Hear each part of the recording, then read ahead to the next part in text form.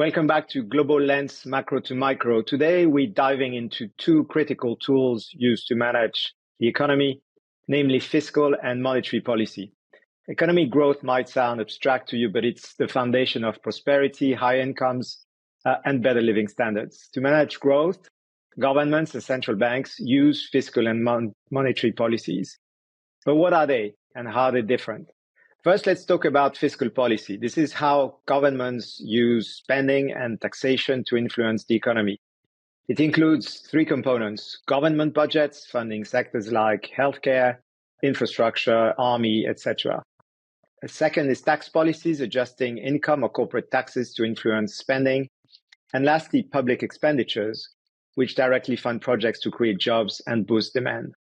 During a downturn, governments might increase spending or cut taxes to stimulate the economy.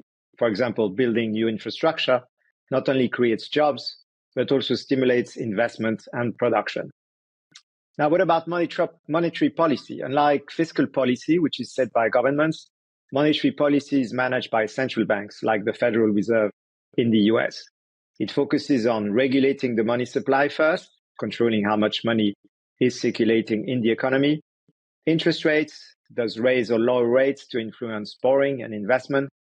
And lastly, it has other tools like open market operations, buying or selling government securities to manage liquidity, the famous QE, quantitative easing. For example, lowering interest rates during a recession makes borrowing cheaper, encouraging businesses to invest and consumers to spend. This supports growth while controlling inflation. But what are the key differences between fiscal and monetary policy then? First, who decides?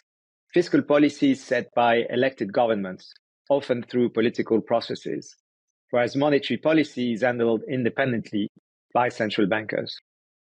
How do these two policies work? Well, fiscal policy uses spending and taxes to directly impact demand, whereas monetary policy adjusts the money supply, interest rates to influence borrowing and investment. Lastly, in terms of timing, fiscal policy takes longer to implement, but has immediate effects, like infrastructure spending. Monetary policy is quicker to adjust, but slower to show results as changes have to ripple through the economy. In practice, these policies often work together. If you take the 2008 financial crisis, the US, for example, used fiscal stimulus, remember the famous Recovery Act, while the Federal Reserve lowered interest rates and implemented quantitative easing. Challenges exist, though. Many nations face high debt, limiting fiscal flexibility.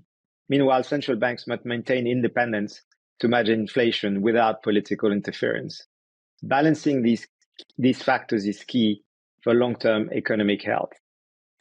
As a conclusion, fiscal policy is about government spending and taxes managed by elected leaders. Monetary policy controls the money supply and interest rates and is managed by central banks. Both are essential, but coordination is crucial for sustainable growth. And nowadays, major issues have arisen following more than 10 years of fiscal and monetary stimulation, zero interest rates, and abundance of liquidity. Public debts and deficits are at an all-time high since World War II. Central banks are running out of tools. And since monetary policy has become far more impactful on the economy, it also raises questions in terms of democracy and legitimacy. Lots to think about in the next few years. Thank you for watching. If you like this video, as usual, please click the thumbs up and subscribe. And if you have a topic that you want me to discuss in my next video, please let me know in the comments. I'll see you next time.